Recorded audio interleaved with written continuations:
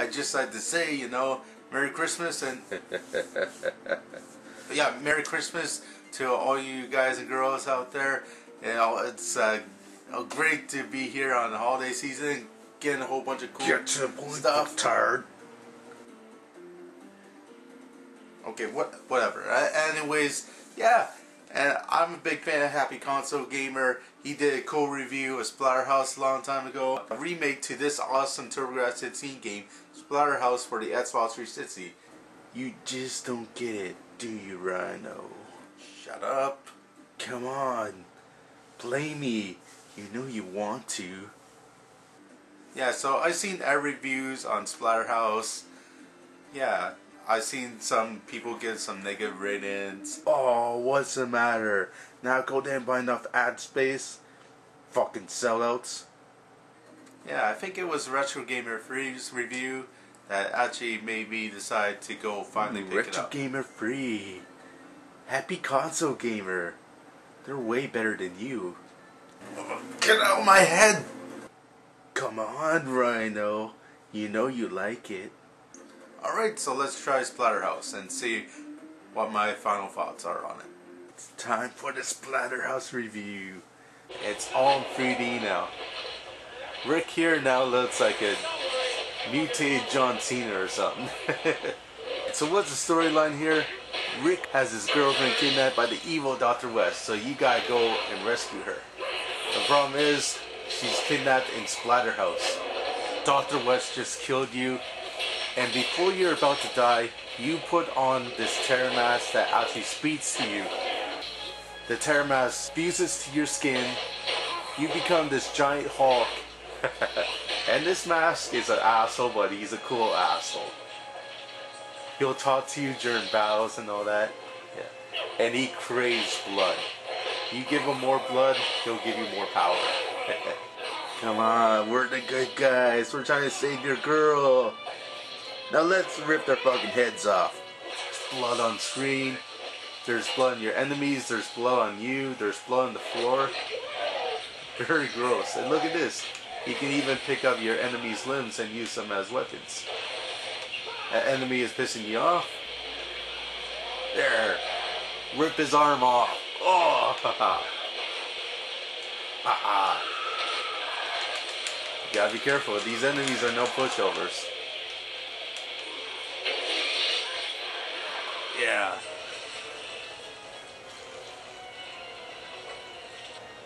Look at this house. It's nuts. Filled with tons of traps. Mutants galore. Come on, Rhino. You know you like it. And Rick has a lot more moves now too. He can run, dash, do ground pounds, bitch slaps. And you can also modify these attacks as well. Hold down the top buttons here. And as you notice, Rick has a huge scar on him. He can actually do real life damage to you. That's so awesome. Does anybody have a band-aid? Holy shit, he just ripped my arm off. Alright, but no worries. Because of the terror mask, I can regenerate my limbs and go into berserk mode just like in Splatterhouse 3. You want some? You really have to use a lot of strategy with these bigger guys. But no problem. Special moves like that will kill bosses in seconds. But you have to be careful because that also drains your necrometer. Oh yeah, and you gotta love these weapons too. A 2x4 with fucking nails in it. Meat cleavers, shotguns, chainsaw. Yeah, if you name it, it's practically in here. And look at this, you can take weapons into other rooms and all that.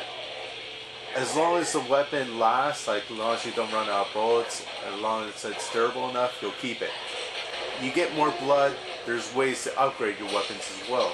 There's a way to get more moves, there's a way to learn more techniques. The game has a lot of cool RPG features and depth, which is something that the original Splatterhouse was missing. The new Splatterhouse here comes with a whole list of new options here, and that's great. 3 different difficulties, and you play through the story mode. You can unlock different content like new survival arenas, and you can also get Jen's nudie pictures. Well, some of them are nudie. probably the best part is Splatterhouse 1, Splatterhouse 2, and Splatterhouse 3. This is great. Even though I played the TurboGrafx-16 version of Def, it actually has the arcade edition on it. So this is the first time I ever played the arcade edition ever. A lot of arcades couldn't carry it because all of it's blood and gore, so it wasn't around in my neighborhood. Even though I played the TurboGrafx-16 version of Def, it actually has the arcade edition on it. So this is the first time I ever played the arcade edition ever. A lot of arcades couldn't carry it because all of it's blood and gore, so it wasn't around in my neighborhood. If you saw my TurboGrafx-16 review, this looks far more detailed and the sound effects are even better. Oh yeah, and I love this action. Look at this. It has a 2D mode just like the original.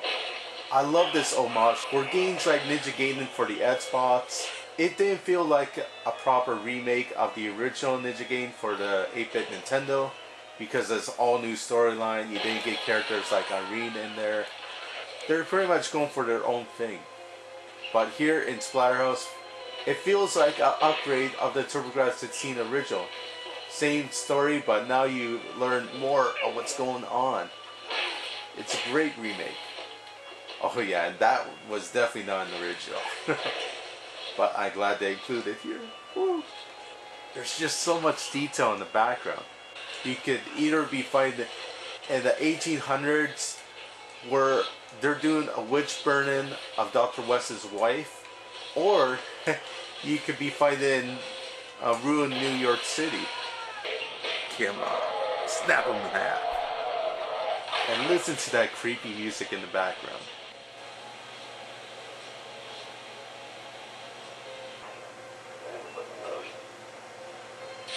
A good mixture of 2D and 3D action. So if you're a fan of the original Splatterhouse, this game is a must.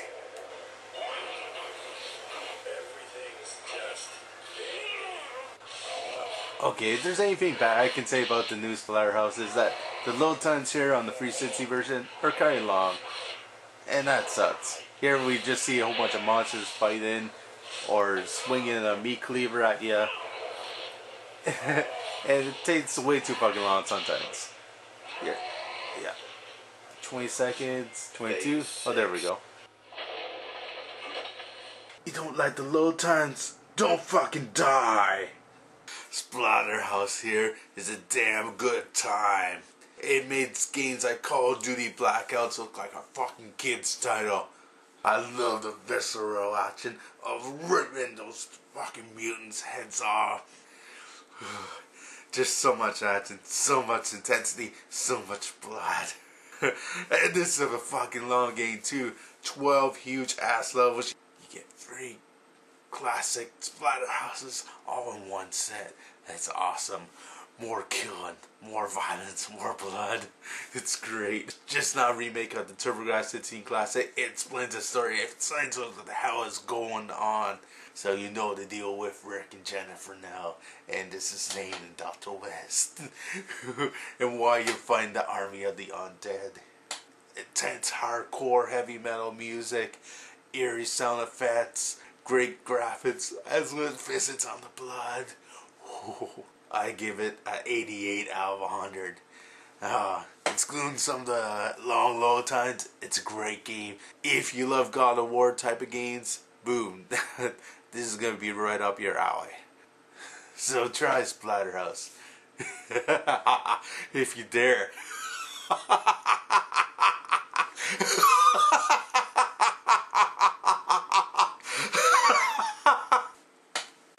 Oh, and just one more thing before I go. Merry Christmas. And a Happy New Year.